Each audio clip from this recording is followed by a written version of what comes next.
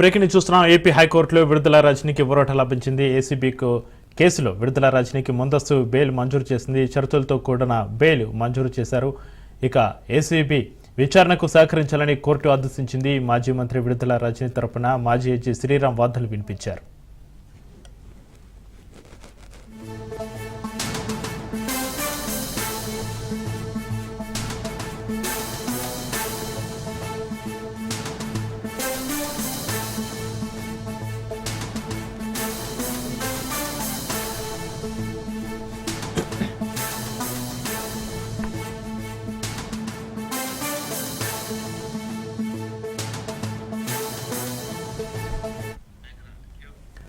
AP హైకోర్టులో విడుదల రజనీకి ఊరట లభించింది. ఏసీబీ కేసులో విడుదల రజనీకి ముందస్తు బెయిల్ మంజూరు చేసింది. షరతులతో కూడిన బెయిల్ మంజూరు చేశారు. ఏసీబీ విచారణకు సహకరించాలని కోర్టు ఆదేశించింది. మాజీ మంత్రి విడుదల రజనీ తరపున మాజీ జడ్జి శ్రీరామ్ వాదనలు వినిపించారు.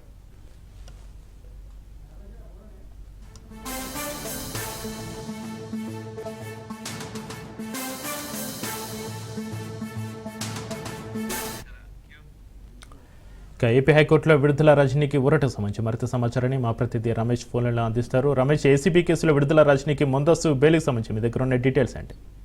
రమేష్, చక్రి, ఏదైతే మరి మాజీ మంత్రి విడుదల రజనీకి కొత్త ఊరాట లభించిందని చెప్పుకోవచ్చు. ఏపీ హైకోర్టు ముందస్తు బెయిల్ మంజూరు చేస్తూ కూడా న్యాయమూర్తి ఆదేశాలు జారీ చేశారు. ఈ నేపథ్యంలోనే ఏదైతే మరి స్టోన్ క్రషర్ శ్రీ బాలాజీకి సంబంధించినటువంటి క్రషర్ యజమాని ఇచ్చినటువంటి ఫిర్యాదు మేరకు కూడా నలుగురు పైన కూడా ఎఫ్ఐఆర్ నమోదైంది. ఈ కేసుకు సంబంధించి నిన్న ఏదైతే మరి మాజీ మంత్రి విడుదల రజనీకి సంబంధించినటువంటి మరిది గోపి కూడా రిమాండ్ ఖైదీ ముద్దాయిగా ఉన్నటువంటి పరిస్థితి కనపడుతుంది. అయితే ఇటీవల ఆమెపై ఏసీబీ కేసు నమోదు చేసినటువంటి నేపథ్యంలో హైకోర్టుని ఆశ్రయించారు. హైకోర్టుని ఆశ్రయించినటువంటి నేపథ్యంలో కూడా ఒక్కసారి వాయిదా పడింది. వాయిదా పడిన తర్వాత కూడా ఈ రోజు ఇచ్చినట్టు ఏదైతే మరి విడుదల రజనీకి సంబంధించినటువంటి న్యాయవాదులు కూడా వాడి వేడిగా కూడా వాదనలు వినిపించినటువంటి నేపథ్యంలో ఈ కేసుకు సంబంధించి విడుదల రజనీ పాత్ర ఎక్కడ కనపడినటువంటి నేపథ్యంలో న్యాయమూర్తి దీన్ని అంగీకరించి కూడా బెయిల్ మంజూరు చేశారు. ఎందుకంటే కేవలం కూటమి ప్రభుత్వం ఏర్పడిన తర్వాత